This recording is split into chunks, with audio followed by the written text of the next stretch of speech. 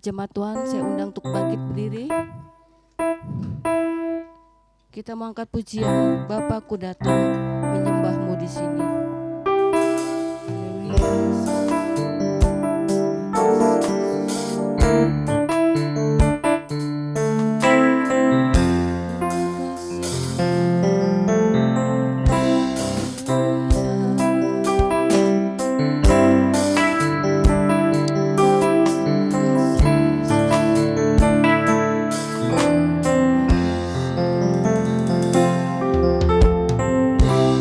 Bapa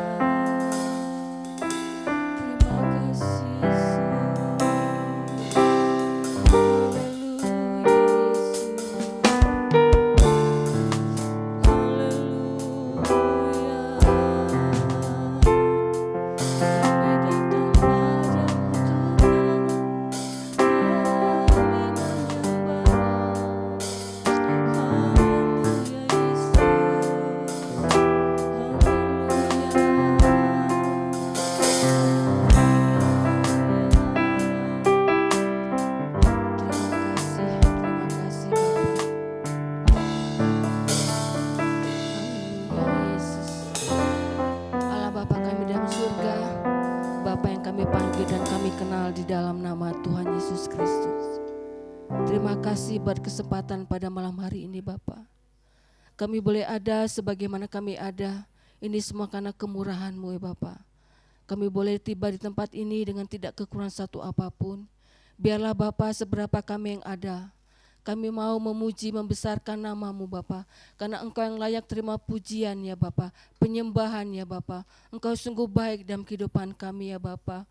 Bapa, kiranya Bapa menyertai acara ibadah kami tengah minggu ini, malam hari ini ya Bapa, dari awal pertengahan sampai akhirnya Bapa. Biar kuasa-Mu saja yang bekerja dalam ruangan ini Bapa.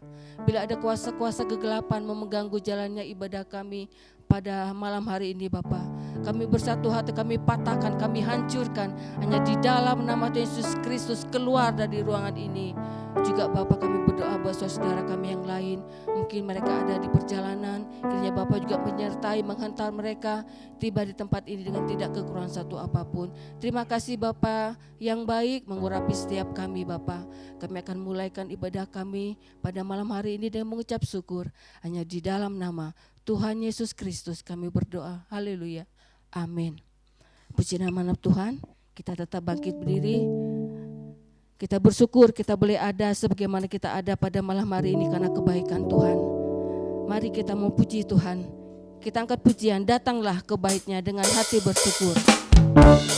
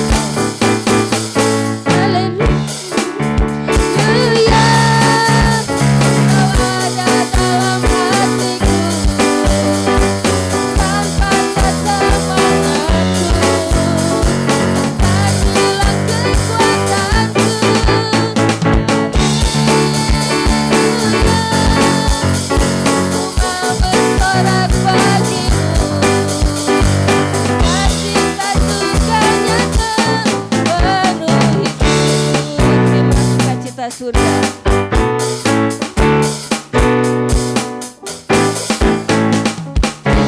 Sukacita surga, itulah kekuatan bagi jiwa.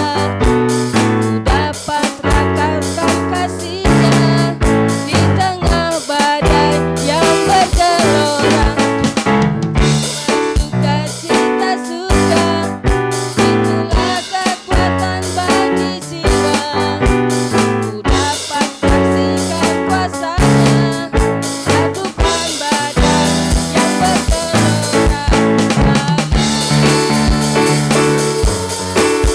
Tanpa kata mengerti,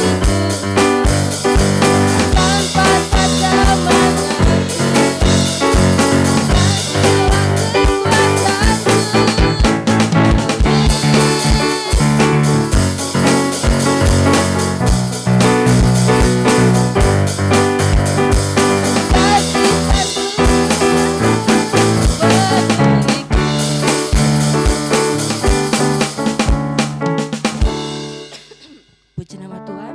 Silakan duduk Bapak Ibu Saudara sekalian. Maaf ya, saya memang agak suara saya agak terganggu sedikit ya. Puji nama Tuhan. Pujian ini mengatakan kita bersyukur kita mempunyai Allah yang sungguh baik dalam kehidupan kita ya. Kita boleh bersuka-cita karena Tuhan Yesus selalu ada dalam kehidupan kita. Dia selalu setia dalam kehidupan kita. Tiba ruang saksian saya buka, barangkali ada Bapak Ibu saudara-saudari mau menyaksikan kemurahan Tuhan. Kita tunggu dengan pujian ini. Haleluya.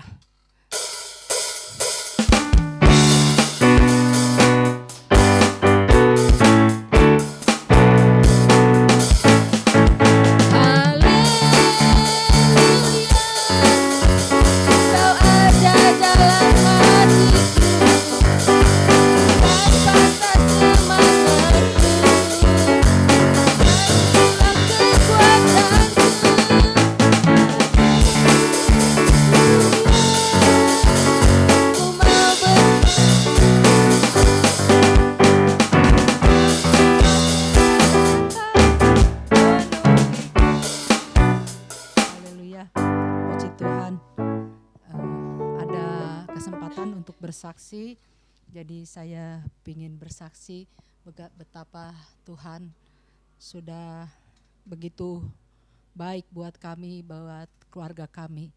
Karena kalau setiap saya menyanyikan lagu apa yang tak pernah dilihat mata ya, yang tak pernah didengar telinga, saya suka bilang kepada Tuhan, Tuhan saya pengen mengalami seperti itu, karena saya tidak mau hanya menyanyikan pujian itu, tapi saya sendiri pengen mengalami.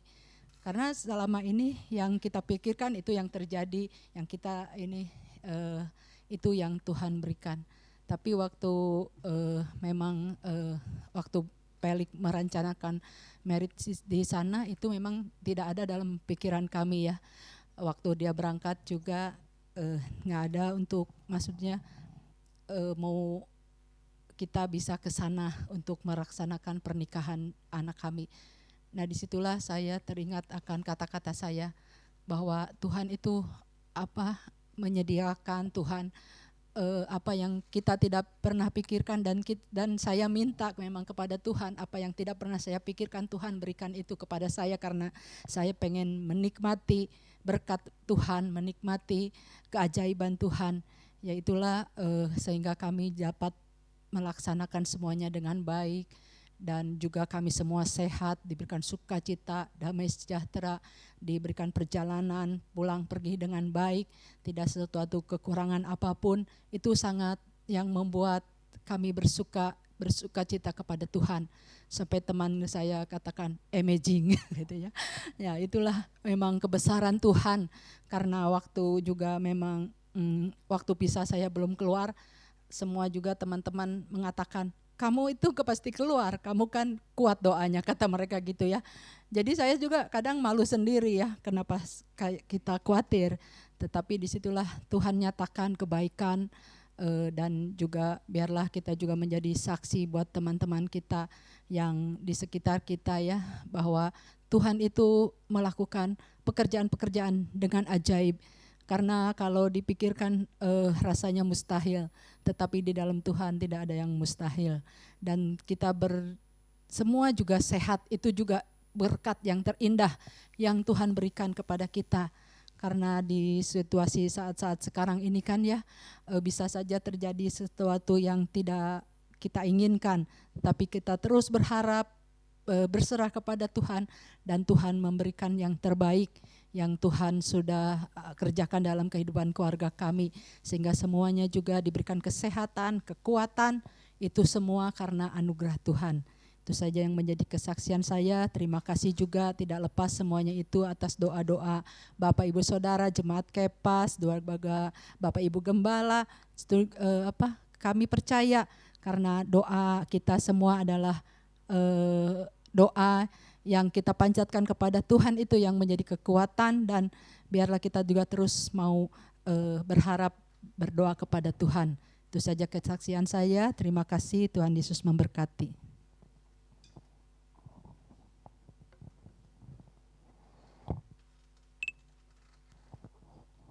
Puji Tuhan, pada malam hari ini kita sudah mendengarkan kesaksian yang begitu indah dari Ibu Mike. Bagaimana perjalanan Ibu Mike, keluarga besar, juga pada keluarga Bapak Ibu Pendeta, pergi dan pulang, Tuhan juga menyertai, tiba dengan selamat, tidak kekurangan satu apapun. Juga banyak-banyak selamat ya Tante, udah punya mantu sekarang, puji Tuhan. Tiba saatnya kita mau mendengarkan kebenaran firman Tuhan. Jemaat Tuhan saya undang untuk bangkit berdiri. Terima kasih. Kami bersyukur Bapak, kami punya Bapak sungguh baik dalam kehidupan kami. Bapak yang mengerti setiap pergumulan kami ya Tuhan. Bapak yang tidak pernah meninggalkan kami. Bahkan Kau tahu setiap tetesan air mata kami ya Tuhan. Apa yang kami gumuli dalam kehidupan kami, Engkau tahu ya Tuhan. Kami mengadakan Engkau dalam setiap kehidupan kami ya Bapak. Terima kasih Yesus, terima kasih. Terima kasih Bapak yang baik. Terima kasih. Engkau Bapa yang mengasihiku, tak Kau pandang bentuk dan rupaku. Engkau mengasihiku dengan sepenuh hati, tak pernah sama seperti dunia ini. Engkau Bapa yang mengajariku melewati awan yang kelabu. Kau yang buatku terbang bagaikan raja wali, mengatasi segala pencobaan.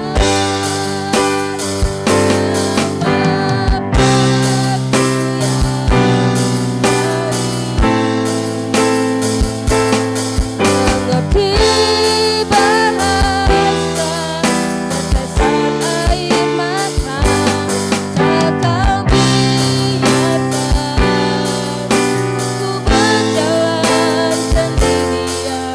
Sebab Kau Bapa-Ku yang baik, Kau sungguh baik. Kita angkat pujian ini sekali lagi, haleluya. Engkau Bapa yang mengasihiku, benar Tuhan, tak Kau pandang bentuk dan rupaku. Engkau mengasihiku dengan sepenuh hati, tak pernah sama seperti dunia ini. Engkau Bapa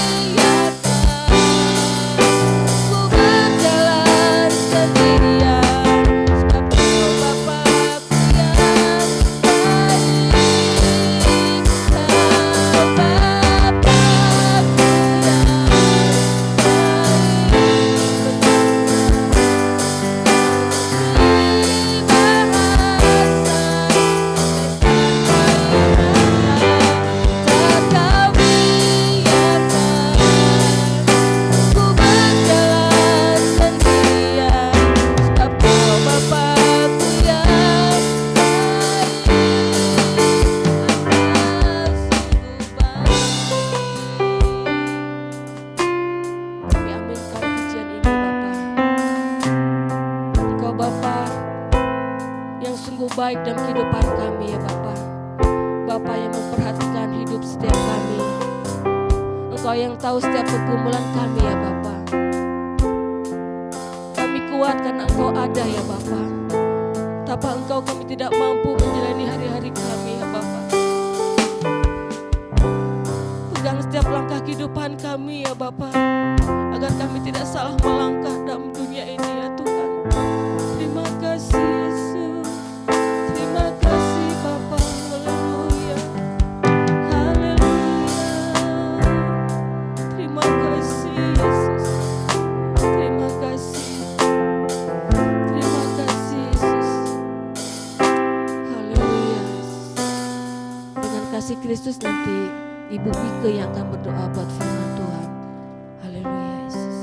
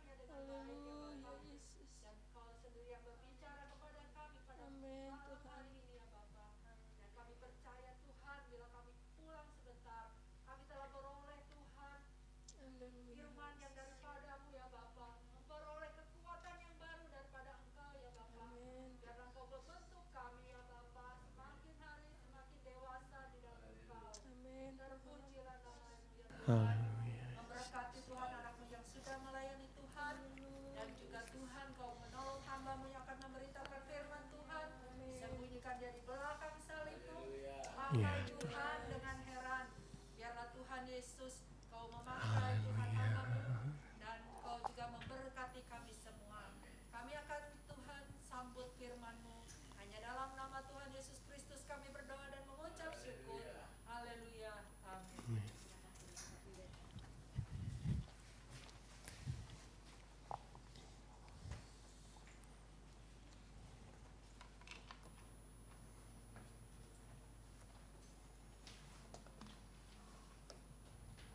Puji Tuhan, selamat malam Bapak Ibu Saudara, salam sejahtera dalam kasih Tuhan Yesus Kristus. Malam hari ini kita akan meneruskan pelajaran kita masih tentang Alkitab, bagian ketiga, khususnya tentang pengilhaman Alkitab. Sebagaimana beberapa minggu yang lalu kita kembali mengingat bahwa yang dimaksud pengilhaman di Alkitab adalah kaitannya dengan penulisan Alkitab. Alkitab kita yang tertulis, yang diilhamkan oleh Roh Kudus. Dan memang apa yang kita lihat nanti ada 7 pendapat mengenai pengilhaman Alkitab.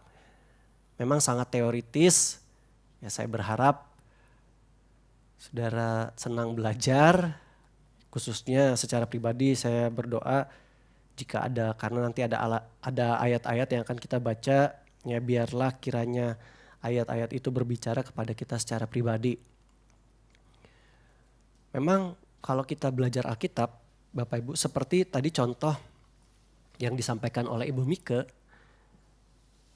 apa yang tidak pernah dilihat oleh mata, tidak pernah didengar telinga, sebenarnya semua kita sudah alami. Kenapa? Karena kalau kita belajar konteks di situ di 1 Korintus pasal 2 ayat 9 ya. Di situ ayat itu muncul berkenaan dengan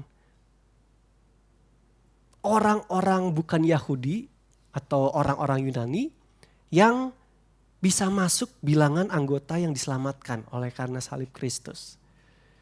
Jadi sebenarnya kita semua sudah alami itu. Bagi orang Yahudi, merekalah bangsa pilihan Allah. Merekalah yang harusnya selamat dipilih.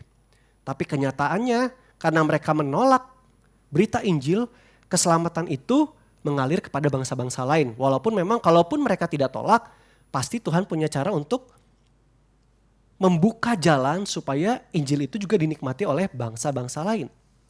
Jadi sebenarnya itu yang mereka tidak pernah lihat, tidak pernah mereka pikirkan. Karena bagi mereka orang Yahudi keselamatan adalah milik kami. Begitu eksklusifnya mereka. Tapi ternyata melalui pelayanan Paulus, rupanya bangsa-bangsa lain juga menerima Injil. Bangsa-bangsa lain juga mereka dipenuhkan dengan Roh Kudus. Jadi termasuk kita juga. Sebenarnya kita sudah mengalami dan menikmati apa yang tidak pernah didengar telinga, tidak pernah dilihat mata pada zaman Alkitab, yaitu keselamatan yang kita juga terima sebagai bangsa Indonesia. Kita bukan orang Israel, tapi kita orang Indonesia yang menerima keselamatan. Jadi memang sebenarnya enak sekali kalau kita belajar Alkitab, tidak membingungkan kita jadi ya, aduh kok kita sepertinya belum alami, padahal sebenarnya sudah. Mari kita akan lihat ada beberapa pandangan tentang pengilhaman ini. Tadi saya bilang ada 7, mari kita lihat. Yang pertama, pengilhaman mekanis. Apa yang dimaksud pengilhaman mekanis? Yaitu memandang Alkitab diilhamkan secara hurufiah, didiktekan oleh Allah. Memang nanti kita lihat ada beberapa ayat. Tapi tidak semuanya seperti ini. Kalau mekanis, manusia atau penulis Alkitab itu seperti robot yang hanya mendengar semua instruksi, kata-kata yang dari Tuhan. Ini sanggahannya. Sanggahannya adalah dalam Alkitab ada berbagai macam bahan tulisan yang digunakan para penulis. Ada bahan, materi yang digunakan oleh penulis. Misalnya, yang langsung dari Allah. Ulangan 9 ayat 10. Contohnya,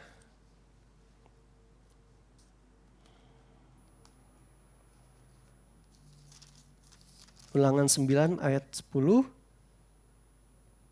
Tuhan memberikan kepadaku kedua loh batu yang ditulisi jari Allah, di mana ada segala firman yang diucapkan Tuhan kepadamu di gunung itu dari tengah-tengah api pada hari perkumpulan. Ini contohnya, rupanya Tuhan tuliskan perintah-perintahnya pada loh batu yang dibawa oleh Musa. Kemudian ada lagi perkataan yang langsung diberitakan Allah untuk ditulis. Jadi seperti tadi, ada memang yang langsung Allah suruh tuliskan. Kita lihat Yeremia pasal 30.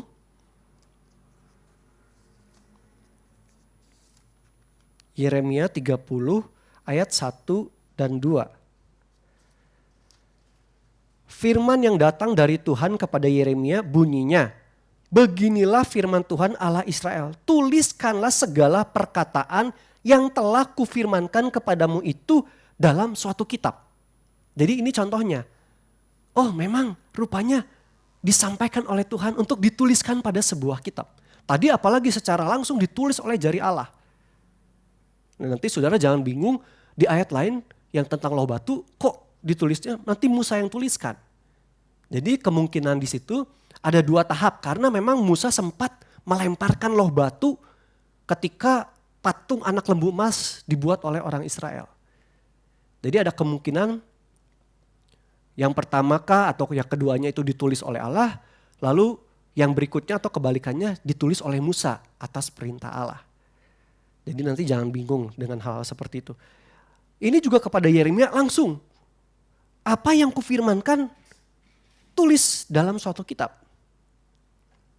Tapi ada bahan-bahan, materi-materi yang penulis itu temukan dari penyelidikan. Jadi tidak sepenuhnya pengilhaman mekanis itu berlaku. Contohnya di Lukas pasal 1. Lukas pasal 1, Theophilus yang mulia, banyak orang telah berusaha menyusun suatu berita tentang peristiwa-peristiwa yang telah terjadi di antara kita. Seperti yang disampaikan kepada kita oleh mereka yang dari semula adalah saksi mata dan pelayan firman. Jadi tentu ini Lukas, dia kumpulkan. Dia menerima salah satunya dari Paulus. Yang menerima pewahyuan, pengilhaman dari Yesus sendiri. Dikumpulkan, disampaikan dari mereka yang menjadi saksi mata dan pelayan firman. Murid-murid Yesus juga yang ada zaman Yesus masih hidup. Karena itu setelah aku menyelidiki segala peristiwa itu dengan seksama dari asal mulanya, aku mengambil keputusan untuk membukukannya dengan teratur bagimu. Supaya engkau dapat mengetahui bahwa segala sesuatu yang diajarkan kepadamu sungguh benar. Jadi lihat lewat penyelidikannya Lukas. Terhadap informasi yang dia terima dari para saksi mata, pelayan firman yang hidup. Lalu dia kumpulkan dalam buku Injil Lukas, nanti Kisah Para Rasul juga. Jadi Lukas temukan ini tidak seperti tadi Yeremia. Tuhan bilang tuliskan, atau tadi seperti Musa, Tuhan menulis di 2 loh batu secara langsung. Tapi Lukas, dia menulis ini, dia mendapat pengilhaman ini, penulisan ini lewat penyelidikan. Dan dari penyelidikan tentang saksi-saksi tentang firman itu ternyata penyelidikan itu benar. Jadi saudara, sebenarnya kita tidak perlu ragu. Ya tapi apa boleh buat ya, kalau orang-orang yang tidak percaya Alkitab firman Allah ya mereka ragu. Tentang benar atau tidaknya sih firman Allah. Tapi kalau buat kita yang percaya firman Allah ini Alkitab kita, contohnya seperti ayat ini aja. Lukas sudah bilang apa yang diajarkan itu ternyata memang benar. Makanya dia kumpulkan dan dia tulis buat Theophilus. Lalu kemudian ada bahan sejarah yang ditulis oleh orang yang mengalami sendiri peristiwa itu. Misalnya di Kisah Para Rasul 16 ayat 10 sampai 13.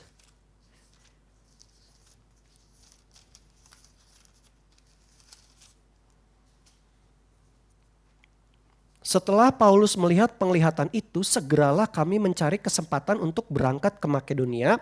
Karena dari penglihatan itu kami menarik kesimpulan bahwa Allah telah memanggil kami untuk memberitakan Injil kepada orang-orang di sana. Lalu kami bertolak dari Troas dan langsung berlayar ke Samotrake, dan keesokan harinya tibalah kami di Neapolis. Dari situ kami ke Filipi, kota pertama di bagian Makedonia ini, suatu kota perantauan orang Roma. Di kota itu kami tinggal beberapa hari. Peristiwa yang mereka alami, mereka mendapat penglihatan, dan itulah yang kemudian ditulis Kisah Para Rasul oleh Lukas. Mengumpulkan sejarah peristiwa yang dialami oleh para rasul. Perjalanan mereka. Nanti selanjutnya pasal-pasal lain silahkan dibaca. Lalu yang kemudian lagi ada bahan yang diperoleh dari catatan-catatan yang memang sudah ada. Contohnya perjanjian lama yang dikutip oleh surat-surat Paulus. Kita sudah banyak kali bahas hal itu. Berapa kali Paulus seperti yang dia tulis itu, yang dia ucapkan itu tertulis di Mazmur kah, di Yesaya kah, atau ucapan-ucapan Yesus. Seperti ada tertulis diambil dari Ulangan, atau seperti di Yesaya waktu dia baca gulungan kitab Yesaya yang ternyata berbicara tentang dia, Roh Tuhan ada padaku. Jadi itu bahan yang sudah dicatat, yang sudah ada catatannya dari para nabi di perjanjian lama, tinggal dibaca. Jadi memang tidak semuanya seperti robot yang menerima wah bisikan dari Tuhan seperti tadi Yeremia atau tulisan Tuhan sendiri seperti kepercayaan saudara kita. Turun langsung kitab itu dari sorga. Ya kita hargai saja kepercayaan itu ya. Tapi buat kita tidak seperti itu. Itu pengilhaman yang pertama, mekanis. Yang kedua ada namanya pengilhaman pasif atau negatif. Di situ penulis itu dijaga Roh Kudus jangan sampai salah atau sesat.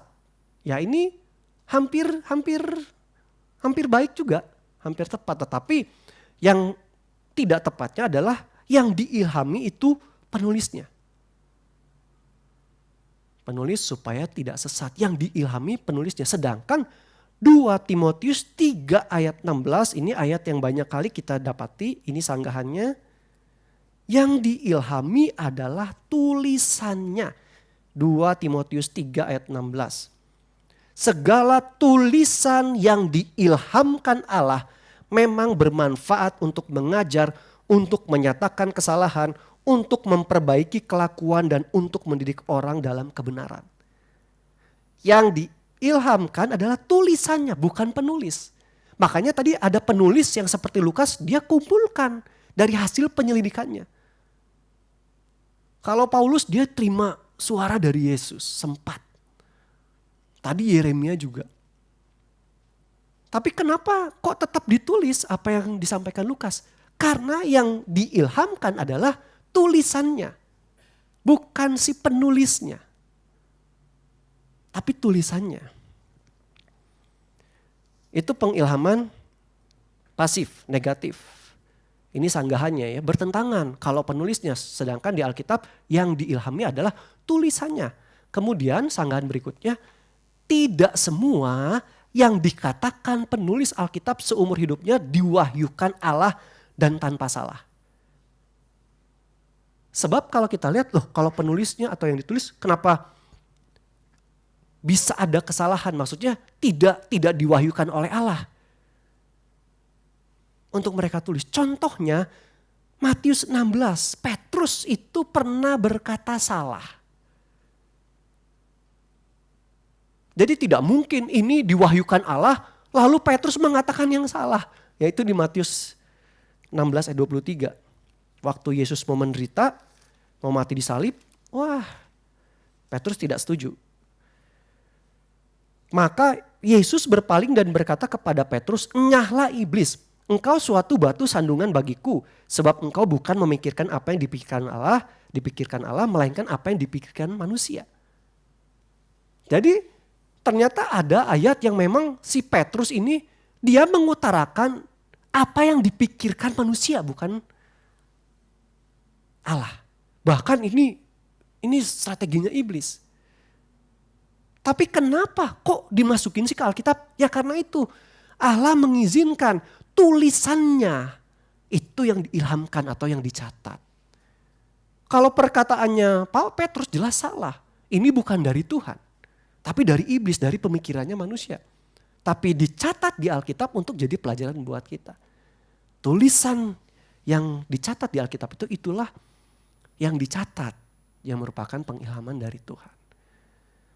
Jadi bukan berarti semua perkataannya waktu minggu lalu, beberapa minggu sebelumnya juga kan ada perkataan iblis di Kejadian, di Ayub. Ada iblis yang berkata-kata, tentu itu bukan pewahyuan dari Tuhan kepada iblis untuk dikatakan. Tapi itu perkataan iblis yang kemudian dituliskan, diilhamkan, dicatat dalam Ayub kah, di Kejadian kah. Ya.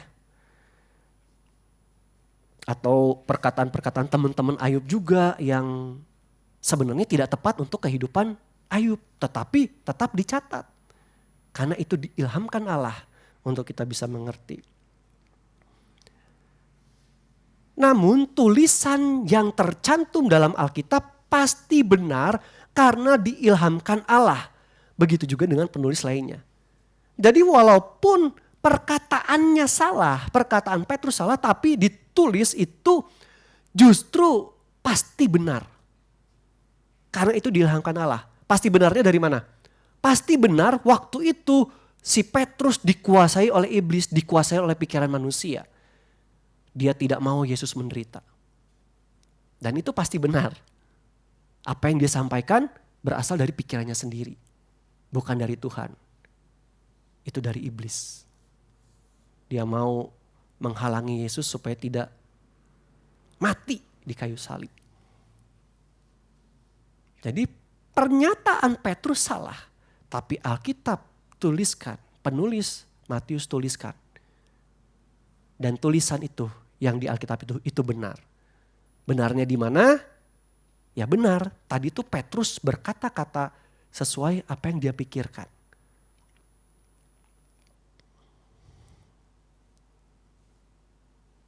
Memang perlu waktu untuk kita memahami, tapi ya daripada kita sama sekali gak pernah tahu ya, gak pernah dengar, nanti lebih bingung kalau kita dapat pernyataan-pernyataan seperti ini ya Bapak Ibu ya.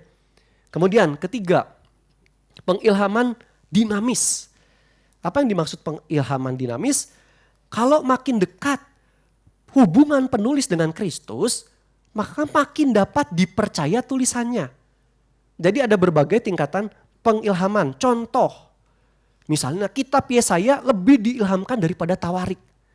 Karena Yesaya banyak perkataan Tuhan, hal-hal supranatural. Sedangkan Tawarik tuh sejarah-sejarah, Raja Daud, raja-raja, melakukan ini dan itulah. Jadi terkesannya kalau sejarah itu nggak begitu rohani, nggak terlalu dekat dengan hal-hal yang spiritual. Jadi itu kurang diilhamkan, sedangkan Yesaya yang menerima penyataan-penyataan Tuhan itu yang lebih rohani, yang lebih dekat dengan Tuhan. Atau misalnya Injil Yohanes lebih diilhamkan daripada surat Ibrani. Kenapa? Karena si Yohanes itu murid langsung Yesus Kristus, dekat, bahkan murid yang dikatakan dia dikasihi oleh Yesus. Itu pengilhaman dinamis. Tentu tidak tepat. Jadi kalau kita setuju dengan ini seolah-olah berarti kalau kita baca kitab Tawarik kurang berharga. Atau bilangan yang nama-nama kurang berharga. Itu kalau pengilhaman dinamis. Lalu bahkan hanya sebagian yang diilhamkan. Yaitu yang memberikan informasi yang tidak mungkin bisa diketahui dengan cara lain. Contoh kisah Kejadian, sedangkan misalnya kisah sejarah itu tidak diilhamkan tadi Tawarik karena itu peristiwa sejarah, peperangan itu terjadi manusiawi lah. Tapi kalau seperti Kejadian itu ciptaan, alam semesta, wah itu pasti diilhamkan. Karena itu amazing, menakjubkan. Dan sanggahannya, buktinya ada juga orang yang tidak beriman tapi dipakai Allah untuk bernubuat. Orang ini tidak beriman, khususnya ini kepada Yesus, tapi kok tetap dicatat, diilhamkan di Alkitab. Dan apa yang mereka ucapkan tercatat dalam Alkitab. Misalnya Kayafas, apa yang disampaikan Kayafas. Yohanes 18 ayat 14.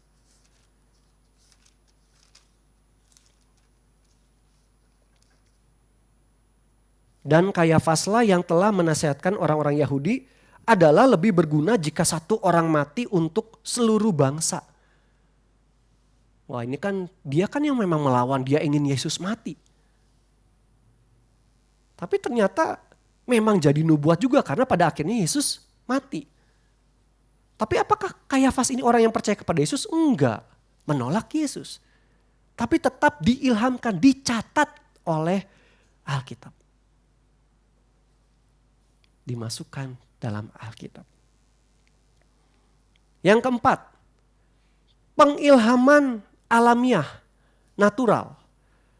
Penulis Alkitab adalah para jenius yang tidak memerlukan hal supernatural atau pengilhaman ilahi. Mereka seperti Plato, filsuf-filsuf zaman dulu ya, yang seangkatan dengan bapak-bapak gereja mula-mula.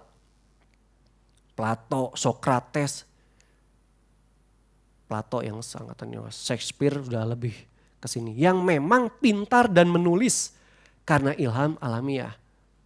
Jadi dianggap wah ya ini seperti buku-buku pada umumnya lah. Ini penulis-penulisnya itu memang orang-orang yang pintar. Ilham alamiah. Malah yang dianggap lebih rohani adalah buku-buku yang ditulis oleh hamba-hamba Tuhan yang punya pelayanan yang supranatural nyata. Misalnya buku dari Benny Hinn, ada kesembuhan ilahi, itu dianggap lebih bermanfaat dari Alkitab. Atau karangan Billy Graham, dia penginjil yang memenangkan ratusan jutaan manusia. Nah itu dianggap yang lebih supranatural. Kalau Alkitab tuh natural, ditulis oleh orang-orang pada masa lalu yang memang pintar. Ini pengilhaman alamiah, natural. Tapi sanggahannya adalah Alkitab itu diilhamkan oleh Roh Kudus. Karena Alkitab bisa membawa keselamatan. Karena pengenalan akan Allah dalam Yesus Kristus tidak seperti buku-buku lainnya. Jadi Alkitab memberikan Injil di dalamnya yang bisa menyelamatkan. Jadi bukan sekedar penulis yang pintar. Kalau bukan Roh Kudus, tidak mungkin orang mengenal Kristus di Korintus. Tidak mungkin orang memanggil Yesus kalau nggak ada Roh Kudus. Dan bukankah kita juga jadi percaya kepada firman, percaya kepada Yesus karena Alkitab yang kita baca. Jadi tentu ada ada karya Roh Kudus bagi setiap penulis Alkitab. Walaupun dia bukan memakai penulis itu seperti robot, tapi dia memakai juga latar belakang gaya penulisnya. Si penulis di zaman apa, dia gaya tulisannya seperti apa, ciri-ciri penulisannya. Tapi Roh Kudus tetap mengawali, mengizinkan apa yang mereka tulis. Baik tadi Lukas hasil penyelidikan, atau di Kisah Para Rasul, catatan-catatan yang mereka alami, dituliskan. Dan apa yang kita terima, bukankah itu mendatangkan keselamatan? Ketika roh itu menghidupkan firman Allah ini. Sedangkan tentu buku-buku rohani lainnya, ya kecuali kalau ia mengutip ayat firman Allah. Tapi kalau hanya sekedar kesaksian-kesaksian, kesembuhan ilahi, kehebatan kuasa Tuhan tanpa berisi tentang Injil Kristus, tentu tidak akan pernah bisa menyelamatkan. Orang hanya terpesona, wah iya ya hebat Benny Hinn bisa begini, hasilnya penginjilan Billy Graham bisa seperti ini. Dan kalau kita lihat dari Alkitab juga ada kota-kota yang Yesus kritik kan. Di kota-kota itu walaupun ada mujizat tapi buktinya tidak ada pertobatan. Jadi memang yang bisa membuat kita selamat, kita bertobat, itu Injil Kristus yang kita alami, kita dapati dari pengilhaman dalam Alkitab kita. Lalu yang kelima, ada yang namanya pengilhaman konsep. Jadi yang Allah ilhamkan itu konsepnya aja. Keselamatan atau yang sedang kita lihat seperti ini ya. Kita sedang bicara tentang sistematika, tentang Alkitabnya dulu. Yang Allah ilhamkan ke konsep-konsep garis besar. Keselamatannya, lalu sejarah, lalu keindahan antara yang misalnya Kidung Agung, antara suami dan istri. Secara global, sehingga konsep kebenaran dalam Alkitab pasti benar namun kata-katanya bisa salah. Karena ditulis oleh manusia yang terbatas. Jadi kelemahannya pengilhaman ini, berarti Alkitab bisa salah dong. Karena ditulis manusia yang terbatas. Tapi kita mengerti bahwa Alkitab itu tidak mungkin salah. Karena diilhamkan segala tulisan di dalamnya. Sanggahannya sama seperti tadi di 2 Timotius 3 ayat 16. Karena yang diilhamkan adalah segala tulisan yang ada di Alkitab. Bukan cuman konsep keseluruhan tetapi semua yang tertulis di dalamnya. Itu yang diilhamkan. Dua lagi, sekarang pengilhaman menurut Karl Barth, ini tokoh neo-ortodok. Ini juga terkesan rohani ini. Dia katakan Yesus adalah firman. Sedangkan Alkitab adalah kesaksian tentang firman itu. Jadi Yesus adalah firman dan Alkitab itu ya hanya kesaksian tentang Yesus. Tapi buat kita imani bahwa Alkitab adalah ilham Tuhan yang berisikan firman yang menjadi manusia. Firman yang tertulis. Firman yang keluar dari mulut Allah, bahkan firman itu adalah Allah sendiri yang menjelma menjadi manusia. Bukan hanya kesaksian tentang Yesus, tapi Alkitab adalah firman Allah. Bahkan ya kita kadang juga susah ya. Kalau orang, kita di teologi ya, di kuliah Bapak Ibu, kalau kita bilang Alkitab berisi firman Allah itu salah. Jadi yang tepat kita harus bilang Alkitab itu adalah firman Allah. Padahal kan tapi kan memang berisi firman Allah. Tapi filosofinya ketika kita bilang berisi firman Allah, itu membuka kemungkinan bahwa ada yang tidak berisi firman Allah. Jadi bahasa teologisnya lah, kita sama-sama meyakini Alkitab itu adalah firman Allah. Ya cuma bahasa seperti itu ya. Lalu berikutnya pandangan Karl Barth ini, teks Alkitab adalah hasil kerja manusia yang penuh kekeliruan. Nah ini bahayanya.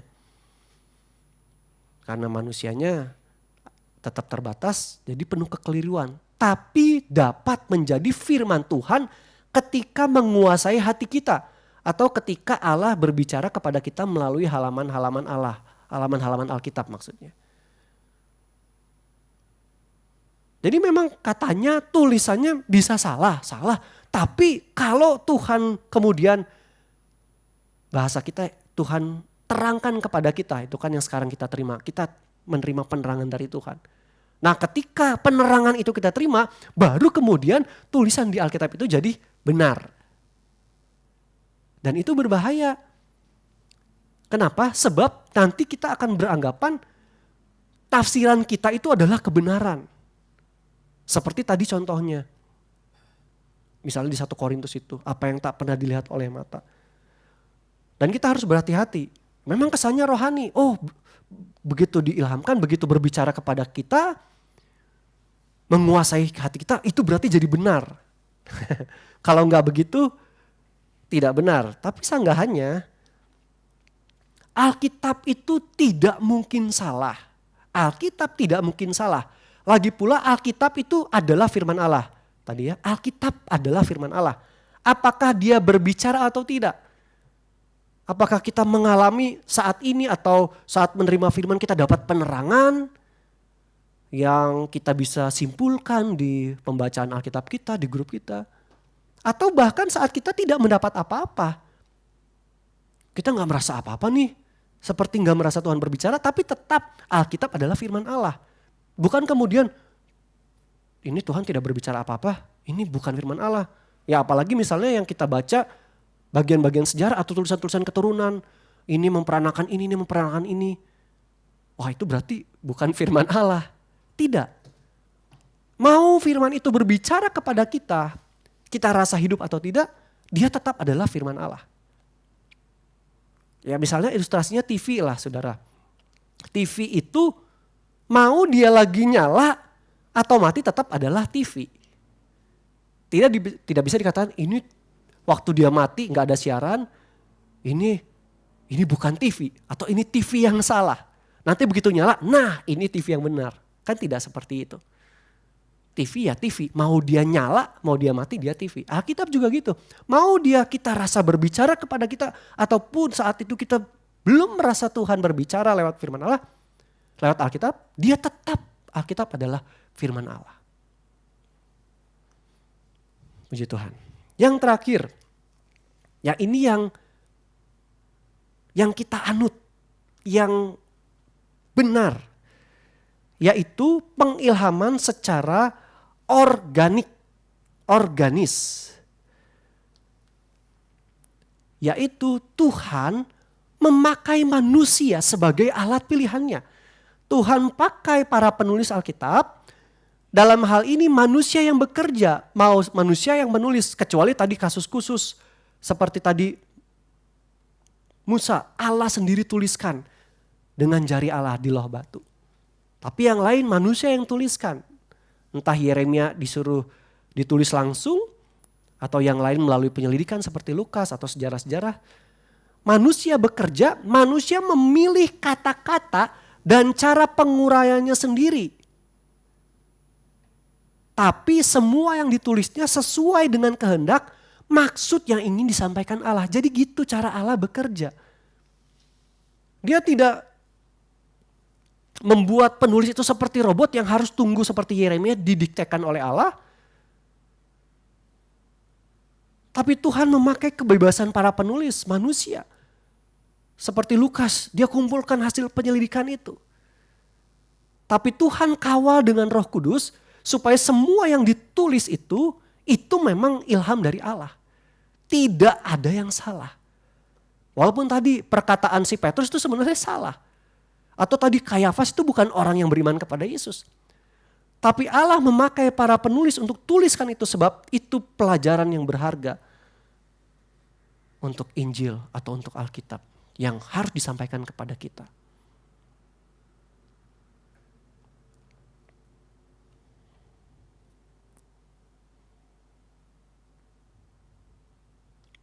Sekali lagi, yang diilhamkan adalah semua tulisan yang ada dalam Alkitab.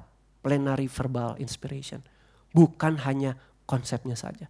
Semua tulisan yang ada di dalam Alkitab itulah yang diilhamkan, yang dicatat. Makanya herannya kan, itu kan jaraknya bisa ribuan tahun. Kurang lebih 40 penulis yang berbeda. Tapi kok pesan inti sarinya Injil itu tetap ada. Bayangan Kristus di perjanjian lama dan kenyataan Kristus di perjanjian baru kok bisa sama, bisa nyambung. Kalau bukan Roh Kudus yang kawal mereka menulis, bagaimana mungkin bisa? Kisah-kisah Ayub, bahkan Ayub dalam keadaan seperti itu tapi dia bisa bilang penebusku hidup. Nah, itu bicara tentang Yesus yang kemudian hidup, dia bangkit dari maut. Kok bisa rentang waktu ribuan tahun? Tapi bisa kompak para penulis Injil ini. Kalau bukan Tuhan. Belum lagi gaya bahasanya. Belum lagi misalnya tujuan-tujuan awalnya. Kenapa Injil Matius kok lebih banyak bicara kepada orang Yahudi ya karena tujuannya seperti itu. Atau Lukas kok dia bisa lebih kronologis karena memang dia orang yang pandai, dia seorang tabib. Ya dan sebagainya. Jadi Tuhan kawal mereka menulis, mereka menyelidiki. Dan hasil tulisan mereka para penulis Alkitab itu yang tidak salah. Yang mereka tuliskan dalam Alkitab kita. Jadi saudara, pengilhaman Alkitab ini ada dua faktor yang terlibat. Yaitu Allah dan manusianya. Dan ini konsep yang selalu jelas dalam Alkitab. Semuanya.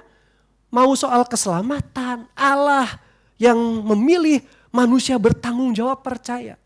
Mau pernikahan, Allah siapkan pasangan yang sepadan dan manusia bertanggung jawab memilih yang sesuai dengan kehendak Allah. Konsep-konsep yang sama. Termasuk pengilhaman Alkitab, penulisan Alkitab. Maka Allah mengawal para penulis bekerja dengan tulisannya, dengan gayanya, dengan latar belakang sendiri. Mereka bertanggung jawab dengan tulisannya. Makanya kalau kita belajar ketika orang-orang Yahudi waktu mereka menerjemahkan Alkitab. Ketika mereka berhadapan contohnya dengan kata tetragramatikal yang tidak ada, memang tidak ada vokalnya kalau huruf Ibrani lama di perjanjian lama. Mereka harus menulis nama Tuhan. Aku adalah aku. YHWH. Maka ritual mereka banyak sekali. Mereka harus sujud menyembah. Bahkan tinta itu harus yang baru diganti. Setelah itu dibakar yang lama. Mereka harus membersihkan dirinya, bersujud hanya untuk tulis nama, tulis Alkitab Yahweh. Sedangkan kita sekarang ada golongan yang gampang sekali main sebut-sebut Yahweh. Orang dulu tidak bisa, makanya orang Yahudi mereka ganti dengan nama Adonai, menyebut Tuhan. Mereka tidak berani begitu kudusnya bilang Yahweh. Dan mereka tulis Alkitab sampai seperti itu perlakuannya. Tulisan, salinan, terjemahan pun mereka begitu hormati, mereka begitu takut akan Tuhan. Dan kita juga percaya para penerjemah Alkitab, mereka juga dikawal oleh Roh Kudus seperti para penulis Alkitab di masa yang lalu. Dikawal oleh Roh Kudus untuk menyampaikan pesan-pesan Alkitab. Seperti terjemahan aslinya di perjanjian lama, bahasa Ibrani, perjanjian baru, bahasa Yunani. Kemudian disalin oleh penerjemah-penerjemah ke dalam bahasa Latin, bahasa Inggris, kita bahasa Indonesia, ada bahasa daerah, dan sebagainya. Puji Tuhan, inilah pelajaran kita tentang Alkitab. Alkitab bagian ketiga, pengilhaman Alkitab. Yang diwahyukan dan ditulis, diilhamkan oleh para penulis Alkitab yang kita sekarang terima terus penerangannya. Setiap kita baca, kita dengar, kita terima penerangan dari Tuhan.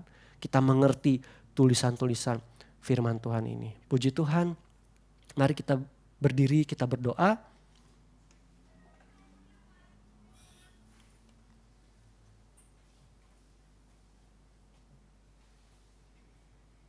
Haleluya. Terpujilah Engkau Tuhan.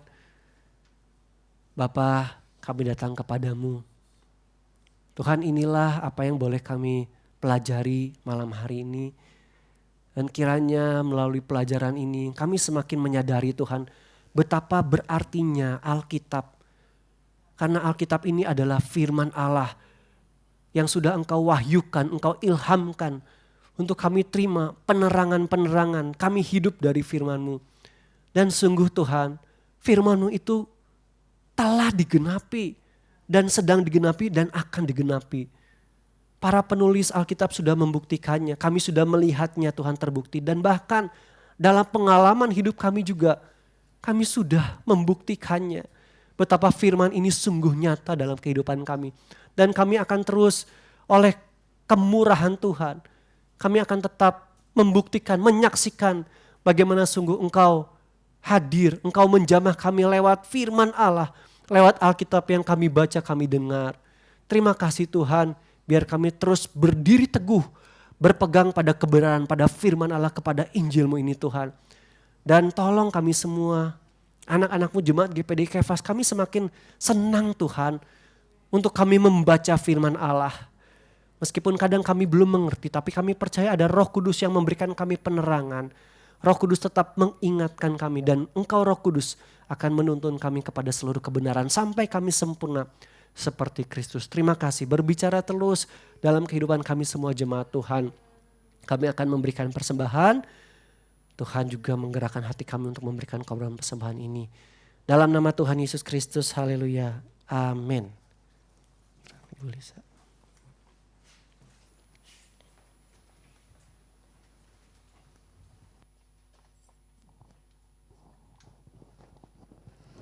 Puji nama Tuhan, pada malam hari ini kita sudah diberkati oleh kebenaran firman Tuhan. Kita akan menjalankan persembahan. Sementara persembahan dijalankan, kita angkat pujian, berilah yang baik.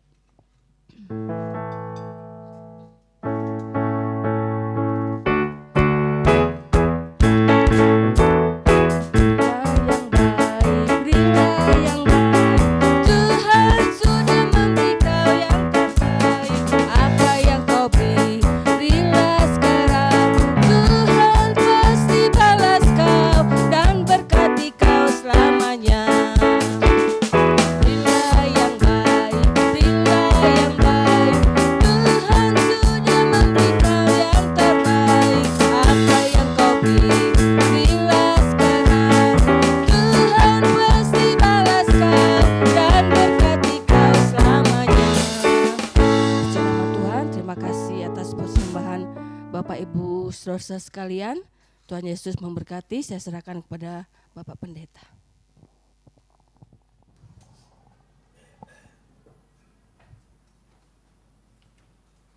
Pengumuman untuk besok, kita doa online via Zoom jam 18.30. Dan hari Jumatnya ada doa syafaat pagi, lalu 8:30 Zoom, dan doa sore, doa malam di sini secara offline jam 18 hari Jumat, dilanjutkan dengan latihan. Mari kita mengakhiri ibadah kita semua berdiri. Ya Bapa, terima kasih buat malam hari ini. Engkau kiranya menerima setiap korban ucapan syukur kami, pujian kami, bahkan korban pemberian yang kami berikan untuk Engkau Tuhan. Dan Engkau Allah yang berjanji, Engkau setia menggenapi janji-Mu. Tuhan pasti memberkati kehidupan kami Tuhan, baik jasmani maupun rohani. Engkau cukupkan kami semua. Bapa, malam hari ini kami berdoa khusus buat mama dari saudara Pian yang dalam keadaan sakit, terbaring di rumah sakit. Karena pembengkakan pada levernya ya Tuhan, sudah beberapa hari juga tidak mau makan. Mari Bapak, kehendak-Mu yang jadi dalam kehidupan mama dari Pian bahkan keluarga mereka. permohonan kami, doa kami sebagaimana keinginan Pian juga. Tuhan sembuhkanlah mama dari Pian. Lever yang bengkak dapat dijamah oleh tangan Tuhan yang ajaib dan perkasa. Engkau berkuasa Tuhan, jamah dalam nama Tuhan Yesus Kristus. Lever itu boleh membaik ya Tuhan. Juga kalau belum bisa masuk asupan makanan, Tuhan juga lakukan cara yang terbaik ya Tuhan. Melalui pengobatan dari medis, para dokter, suster juga berikan hikmat untuk mereka melakukan pengobatan yang terbaik bagi mama dari saudara Pian. Dan juga Tuhan cukupkanlah segala biaya yang mereka butuhkan lewat orang-orang yang membantu, lewat harta milik mereka. Tuhan juga cukupkan dengan cara Tuhan yang ajaib. Segala macam pekerjaan, kuasa-kuasa kegelapan, orang-orang jahat, kuasa sakit penyakit Tuhan. Kami satukan iman percaya kami hancurkan itu semua dalam nama Tuhan Yesus Kristus. Biarlah mama dari Pian mengalami kemenangan Kristus dalam hidupnya, mengalami kesembuhan dan pemulihan. Terima kasih ya Tuhan, terlebih damai sejahtera, sukacita yang abadi, penghiburan abadi selalu menguasai kehidupan mama dari Pian, bahkan keluarga mereka Tuhan. Lewat peristiwa ini justru membuat mereka semakin mengandalkan Tuhan, semakin percaya kepada Yesus, semakin boleh melihat karya Kristus bagi keluarga besar mereka ya Tuhan. Membawa kepada keselamatan bagi mereka semua. Terima kasih ya Tuhan, sebentar kami akan kembali ke rumah kami masing-masing. Engkau lindungi kami tiba dengan selamat di rumah kami. Dan sepanjang malam dalam peristirahatan kami boleh tidur dengan nyenyak, dengan aman tentram, sebab kami tahu saat kami tidur Tuhan memberkati kami. Saat kami tidur Tuhan memulihkan kondisi kami Tuhan. Roh jiwa tubuh kami ada dalam tangan Tuhan yang memelihara kami. Dan kami akan bangun esok pagi kembali menikmati kasih karunia Tuhan. Rahmat Tuhan yang selalu baru, yang tidak pernah habis-habisnya. Terima kasih Bapa. Terpujilah Engkau ya Tuhan. Tuhan memberkati engkau dan melindungi engkau. Tuhan menyinari engkau dengan wajahnya dan memberikan engkau kasih karunia. Tuhan menghadapkan wajahnya kepadamu dan memberikan engkau damai sejahtera. Dalam nama Bapa, Anak laki-laki dan Roh Kudus.